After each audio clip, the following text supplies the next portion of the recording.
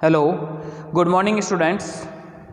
Sunrise education academy में आपका स्वागत है। मैं परवीन सोनी। अपन ने लास्ट टर्न पर फोटोसिंथेसिस जो चैप्टर स्टार्ट किया था उसके अंदर अपन ने डार्क रिएक्शन कंप्लीट कर ली। ओके, डार्क रिएक्शन के अंदर अपन ने C3 साइकिल और C4 साइकिल किया। अब इसके अलावा C2 साइकिल भी मैंने लास्ट टर्न पर आपको बता दिया। अब मैंने आपको एक क्वेश्चन दिया था, difference between C3 and C4 cycle. उम्मीद करता हूँ कि आपने कर लिया होगा। अब जो आपने उसका जो आंसर लिखा है उसको जैसे जैसे मैं बता रहा हूँ डिफरेंस, उससे नोट डाउन करना और देखना उससे मैच हो रहा है या नहीं। तो देखो बेटा, difference between C3 and C4 cycle. अब C3 और C4 साइकिल के अंदर क्या डिफरेंस है उसके अंदर ध्यान देना। सबसे पहले जैसे बता रहा हूँ, देखो इस तरीके से टेबल बनानी है आपको, serial number, character, C3 cycle और C4 साइकिल। ओके, अब इसके अंदर यहाँ पर अपन इसके कैरेक्टर्स और साथ ही साथ C3 साइकिल का ऑप्टिमम टेम्परेचर और मतलब क्या क्या उसके जो फीचर है उसके आधार पर अपन डिस्कस करेंगे। सबसे पहले इसका अनुकूल तापमान। अनुकूल तापमान या इसको इंग्लिश में कहेंगे ऑप्टिमम टेम्परेचर। क्या कहेंगे? ऑप्टिमम।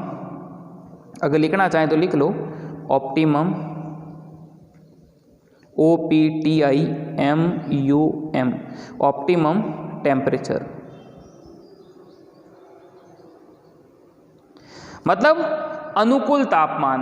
अनुकूल तापमान जो है जो C3 साइकिल के अंदर होता है 10 से 25 डिग्री सेल्सियस के बीच और C4 साइकिल के अंदर है लगभग 30 से 40 डिग्री सेल्सियस के बीच। इसके बाद में दूसरा है क्रेंज शारीरिकी, या इसको हिंदी में कहते हैं, सॉरी इंग्लिश में कहते हैं क्रेंज एनाटोमी। क्रेंज शारीरिकी या क्रेंज एनाटोमी, और ये जो होती है C3 पादपों के अंदर तो प्रेजेंट होती है, ध्यान रखना बेटा, सॉरी C3 पादपों के अंदर एब्सेंट होती है और C4 साइकिल के अंदर प्रेजेंट होती है। ये मैंने आपको बताया था कि जो क्रेंज एनाटोमी जो होती है वो मतलब जो क्रेंज का मतलब हो गया माला रूपी संरचना होती है, जो पुल आच्छद होती है उसको ही क्रेंज के नाम से जाना जाता है। तो क्रेंज एनाटोमी C4 साइकिल या जो C4 प्लांट होते हैं उनके अंदर प्रेजेंट होती है और C3 के अंदर एब्सेंट होती है। इसके बाद में अगला पॉइंट है प्रथम स्थायी उत्पाद, फर्स्ट स्टेबल प्रोडक्ट। इसका जो फर्स्ट स्टेबल प्रोडक्ट होता है, ध्यान देना, C3 साइकिल के अंदर मैंने बताया था क्या होता है, PGA, जो 3 कार्बन युक्त होता है, इस वजह से इसको C3 साइकिल कहते हैं। और C4 जो साइकिल होती है उसका फर्स्ट स्टेबल प्रोडक्ट होता है जो 4 कार्बन युक्त होता है, जिसका नाम है ऑक्जेलो एसिटिक अम्ल। ओके, इसके बाद में अगला पॉइंट है CO2 का स्थिरीकरण का स्थल। क्या मतलब हो गया कि site of CO2 fixation, site of CO2 fixation. CO2 का स्थिरीकरण स्थल। अब CO2 का जो फिक्सेशन होता है इसके अंदर तो मीजोफिल का मतलब हो गया पर्ण मध्योतक कोशिकाओं के अंदर। किस में होता है? पर्ण मध्योतक कोशिका में। और C4 साइकिल जो होती है उनका जो कहने का मतलब CO2 का जो फिक्सेशन है 2 सेल के अंदर कंप्लीट होता है। एक तो मैंने बताई थी पर्ण मध्योतक सेल और एक थी बंडल शीथ सेल, या इसको कहेंगे पुल आच्छद। क्या कहेंगे? पुल आच्छद कोशिका। ओके, इसके बाद में CO2 का प्रथम ग्राही, मतलब सबसे पहले CO2 को ग्रहण करने का कार्य कौन करता है? C3 साइकिल के अंदर तो होता है 5 कार्बन युक्त कंपाउंड होता है जिसका नाम है RUBP, राइबोलोज बिसफॉस्फेट। ओके, और C4 साइकिल के अंदर होता है जो फर्स्ट जो एक्सेप्टर है CO2 का वो है PEP, फास्फोइनोल पायरुवेट, जो एक 3 कार्बन युक्त कंपाउंड होता है।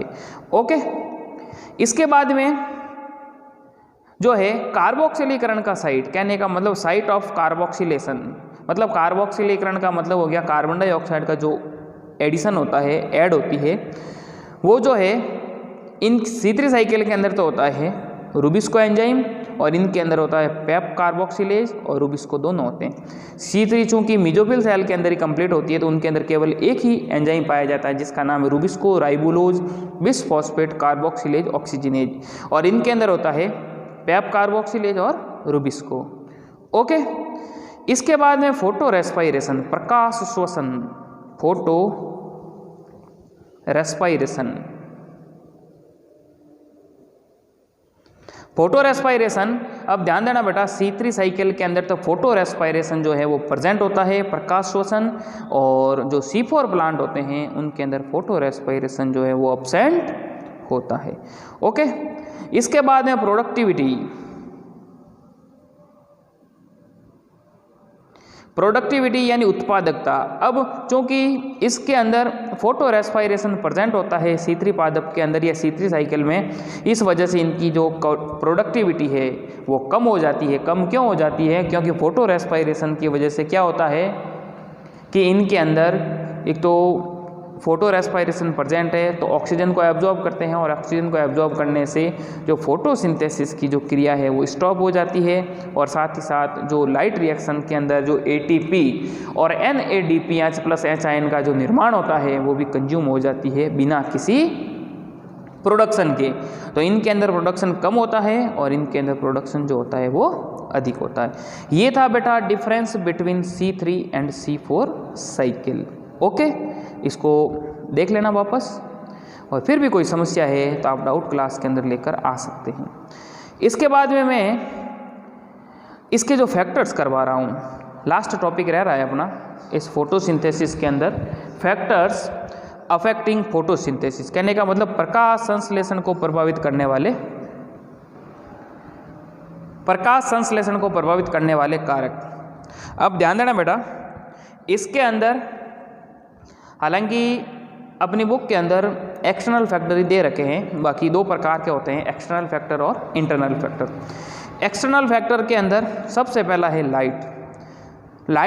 अब लाइट मतलब प्रकाश। अब जैसे कि मैंने आपको बताया था कि जो लाइट जो होती है वो 390 नैनोमीटर टू 760 नैनोमीटर तक का जो विजिबल स्पेक्ट्रम होता है, जिसको PAR फोटोसिंथेटिकली एक्टिव रेडिएशन भी कहते हैं, कहने का मतलब उससे कम और 760 से अधिक की जो लाइट जो है प्रकाश संश्लेषण में काम नहीं आती। तो कहने का मतलब प्रकाश संश्लेषण के अंदर जो लाइट है वो एक इम्पोर्टेंट रोल प्ले करती है। इसके बाद में टेम्परेचर। अब टेम्परेचर, ऑप्टिमम टेम्परेचर जनरली 10 से 30-40 के बीच होता है। अगर इससे कम है, इससे ज़्यादा है, तो प्रकाश संश्लेषण के अंदर पार्टिसिपेट करने वाले जो कंपाउंड है वो कहने का मतलब अपनी प्रॉपर तरीके से फंक्शन नहीं कर पाते, और जो है वो भी मतलब प्रकाश संश्लेषण को प्रभावित करते हैं। इसके बाद में CO2 कार्बन डाइऑक्साइड की मात्रा। अब जैसे इन्वायरमेंट के अंदर कार्बन डाइऑक्साइड का जो मात्रा होती है 0.03% होती है। अब अगर इसका जो अमाउंट है 0.05% के आसपास तक हो जाता है, वृद्धि हो जाती है, तो फोटोसिंथेसिस की दर में वृद्धि होती है। अगर इससे कम ज़्यादा है तो प्रकाश संश्लेषण की क्रिया प्रभावित होती है। इसके बाद में जल भी जो है फोटोसिंथेसिस के अंदर एक इम्पोर्टेंट रोल प्ले करता है, और वो भी जो है प्रकाश संश्लेषण की क्रिया को प्रभावित करता है। ओके, तो ये था बेटा अपने जो है फैक्टर्स अफेक्टिंग फोटोसिंथेसिस, कहने का मतलब प्रकाश संश्लेषण को प्रभावित करने वाले कारक। इसके बाद में एक वैज्ञानिक थे जिनका नाम था F. ब्लैकमैन ने एक सिद्धांत दिया था जिसका नाम था लॉ ऑफ लिमिटिंग फैक्टर, सीमाकारी कारक का नियम। कब दिया था? 1905 के अंदर। अब इन्होंने क्या बताया कि यदि कोई रासायनिक प्रक्रिया एक से अधिक कारकों द्वारा प्रभावित होती है, क्या मतलब हुआ कि जैसे प्रकाश संश्लेषण के अंदर 4 कंपोनेंट नेसेसरी है, कार्बन डाइऑक्साइड, वाटर, क्लोरोफिल और सनलाइट।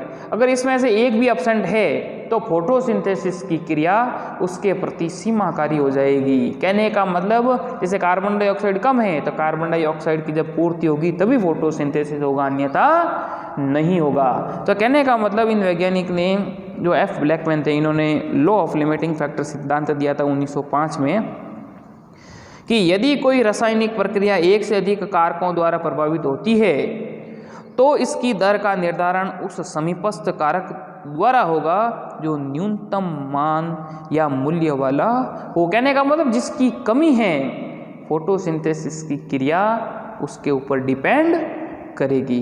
ये ध्यान रखना बेटा। और ये अपने जो है जो चैप्टर था, चैप्टर नंबर 13 क्लास 11th का, तो ये चैप्टर जो है फोटोसिंथेसिस कंप्लीट होता है। इसके बाद में इसको वापस पढ़ना, फिर भी अगर कोई समस्या है तो आप डाउट क्लास के अंदर लेकर आ सकते हैं। अब मैं यूनिट फर्स्ट स्टार्ट कर रहा हूँ। यूनिट फर्स्ट जिसका नाम है डाइवर्सिटी इन लिविंग वर्ल्ड, कहने का मतलब जीव जगत में विविधता, और उसका जो फर्स्ट चैप्टर है द लिविंग वर्ल्ड, जीव जगत। समझ रहे हो, जीव जगत का मतलब सजीव और निर्जीव से संबंधित है। कहने का मतलब जीव जगत मतलब सजीव, और सजीव और निर्जीव के बीच में क्या क्या डिफरेंस है, किस तरीके से इनको क्लासीफाई करेंगे, जीवों के अंदर किस प्रकार की विभिन्नताएं देखने को मिलती है, पेड़ पौधों के अंदर, जीव जंतुओं के अंदर, उसके बारे में अपन इसको कंप्लीटली डिस्कस करेंगे।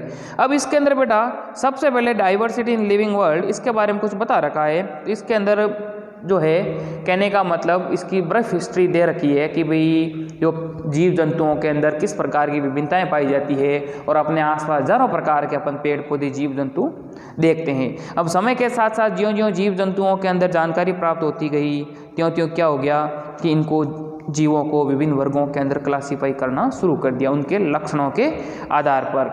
समझ रहे हो, वर्गीकरण करना शुरू कर दिया गया और एक विशेष प्रकार का वैज्ञानिक नाम भी दिया गया।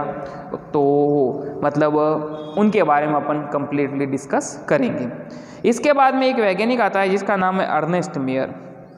अर्नेस्ट मेयर जो वैज्ञानिक थे जिनको the Darwin of the 20th century, जिनको 20वीं सदी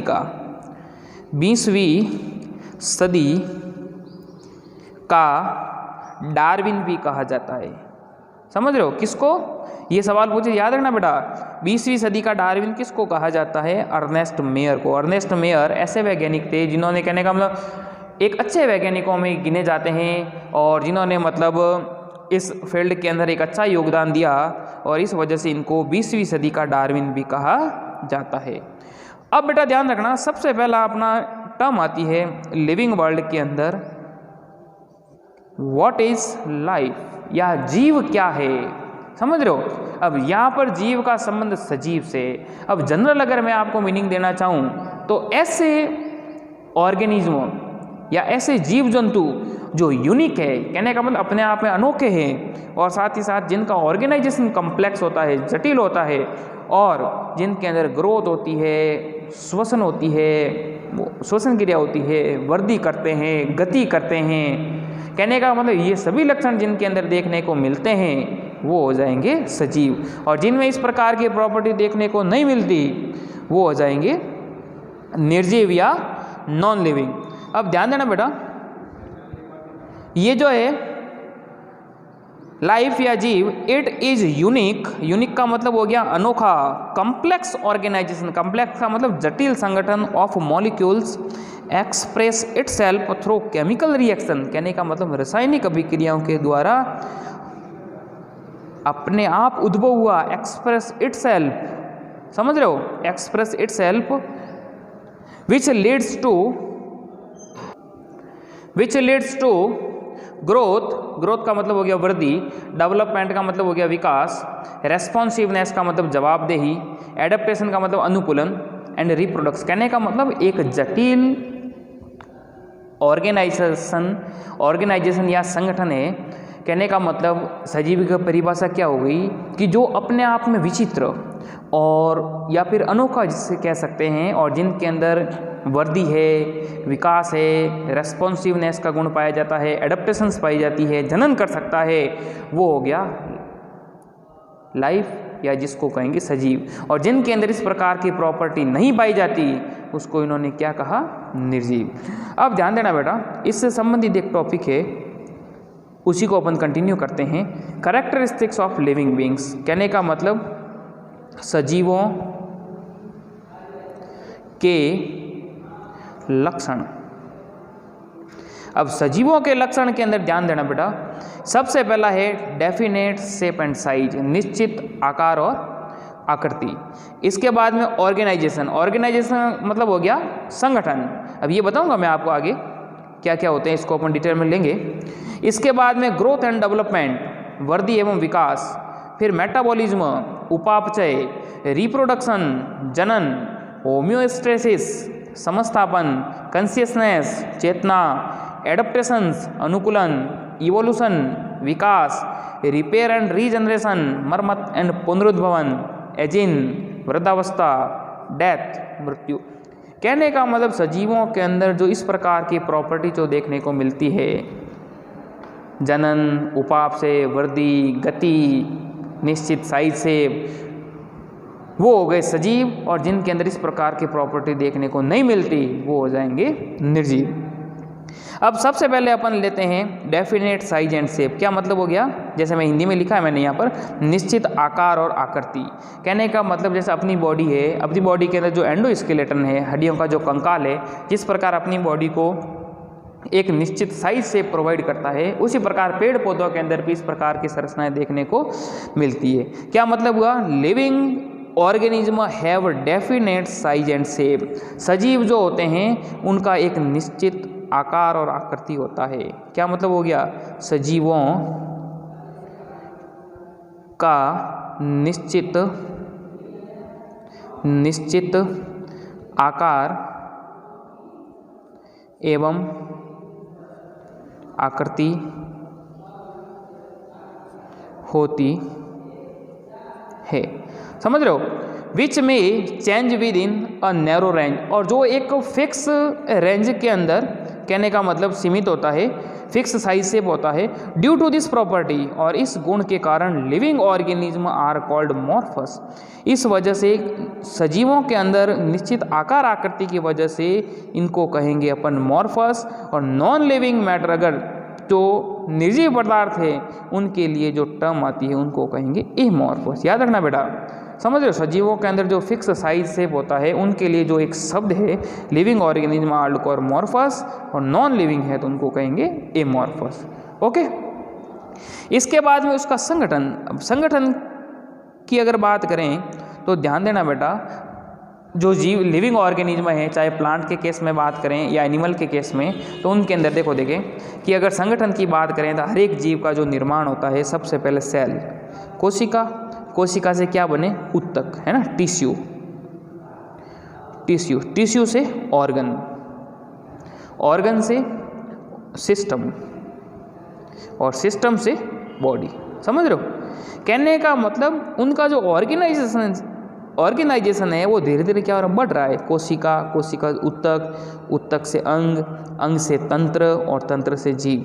इस पर कहने का मतलब सरल से जटिल की तरफ उनकी जो कॉम्प्लेक्सिटी है वो धीरे धीरे बढ़ती है। तो ये जो सजीवों के अंदर उनका जो संगठन होता है वो इस तरीके से है। देखो, it is differentiation of a body into smaller units and sub units which are arranged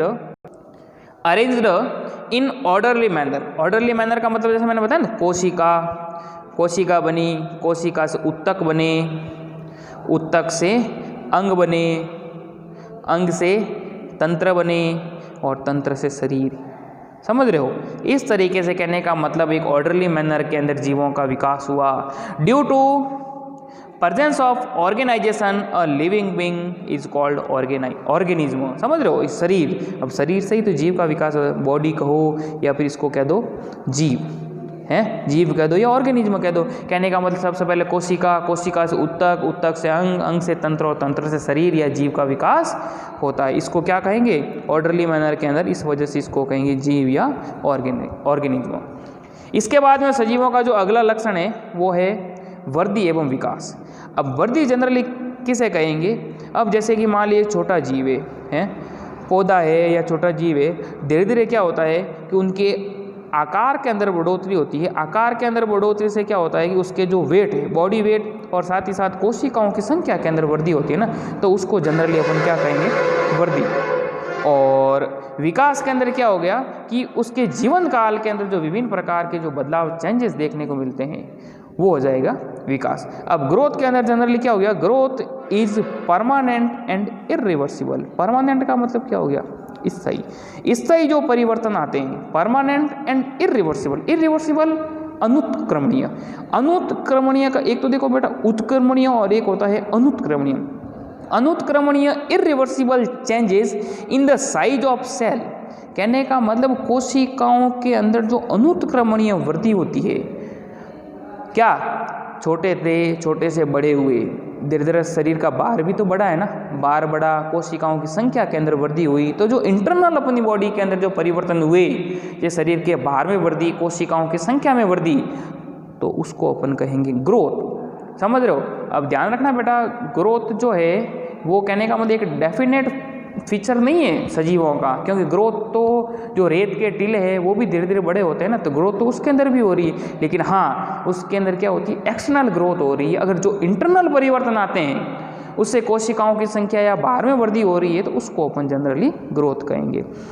permanent and irreversible change in the size of cell and organ और whole organism usually accompanied by increase in dry weight। कहने का मतलब उसके बाहर के अंदर और उनकी कोशिकाओं के अंदर जो वृद्धि होती है, इनका हिंदी में लिख लूँ, देखो कहने का मतलब शरीर के भार में वृद्धि, और दूसरा पॉइंट क्या हो जाएगा, कोशिकाओं की संख्या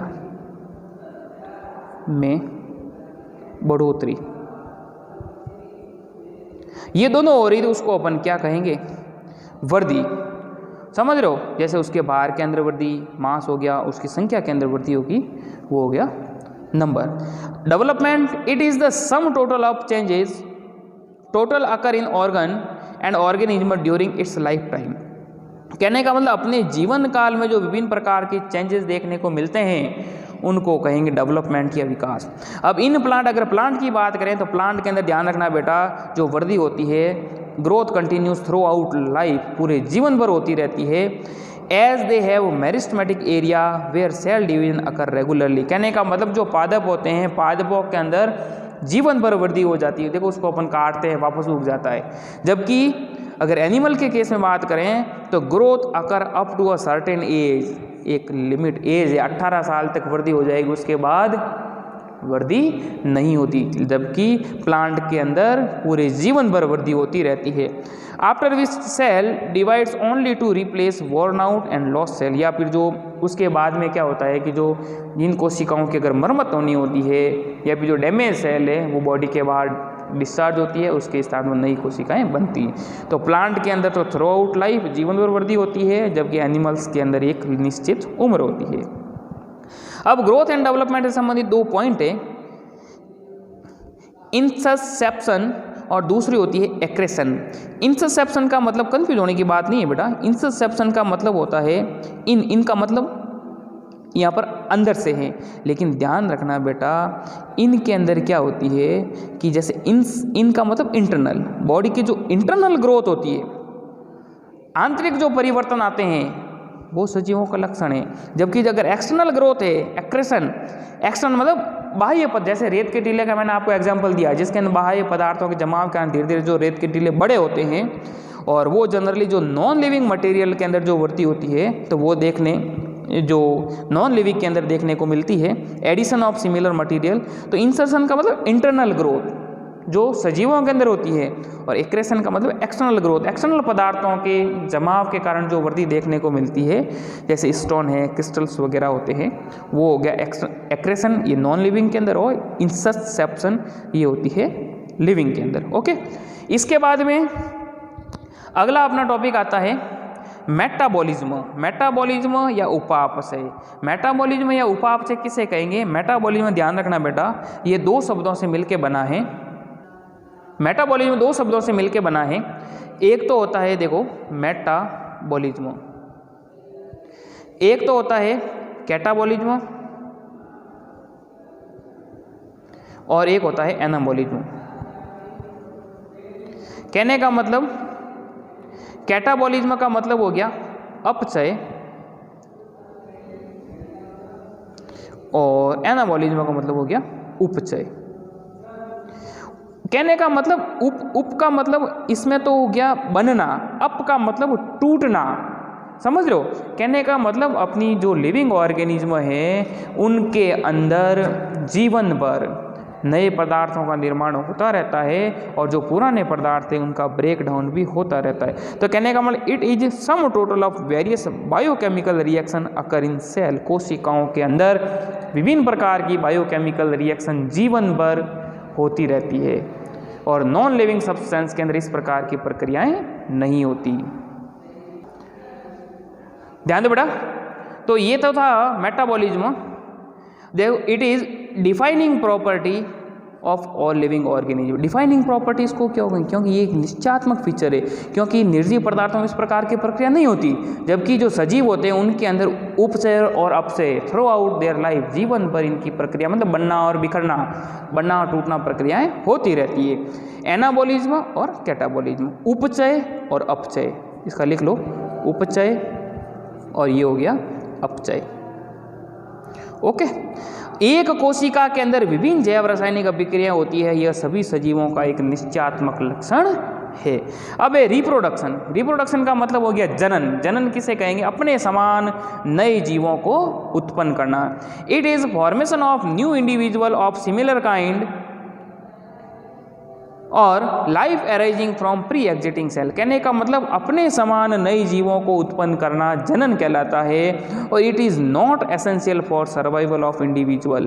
कहने का मतलब यह जीवों के जीवित रहने के लिए आवश्यक नहीं है, क्योंकि ऐसे भी जो सजीव है, जैसे अगर स्टेराइल, अगर जो है ये श्रमिक वगैरह जो होते हैं, अगर सोशल ऑर्गेनाइजेशन जो हनी बी के अंदर देखने को मिलता है, उनके श्रमिक जो होते हैं वो स्टेराइल होते हैं, या फिर जो जैसे जो ये किन्नर वगैरह जो देखने को मिलते हैं तो उनके अंदर रिप्रोडक्शन की क्रिया नहीं होती। इस प्रकार जैसे ये म्यूल वगैरह है, खच्चर गधे जो होते हैं, उनके अंदर भी इस प्रकार की प्रक्रिया देखने को नहीं मिलती। तो ये कहने का मतलब अब ये डिफाइनिंग फीचर नहीं है। कहने का मतलब जनन के आधार पर अपन नहीं कह सकते कि वो एक सजीव है या निर्जीव है, समझ लो। क्योंकि ऐसे भी मानव युगल है जिसके अंदर रिप्रोडक्शन की जो प्रक्रिया नहीं होती, जैसे किन्नर वगैरह का मैंने एग्जाम्पल दिया है, समझ रहे हो। तो कहने का मतलब हाँ सजीवों का लक्षण है, लेकिन एक डिफाइनिंग फीचर अपन उसको नहीं कह सकते। क्यों, डिफाइनिंग फीचर तो ये मेटाबॉलिज्म ही है जो मतलब नॉन लिविंग के अंदर देखने को नहीं मिलती और लिविंग के अंदर देखने को मिलता है। इसके बाद में reproduction are of two types, asexual and sexual.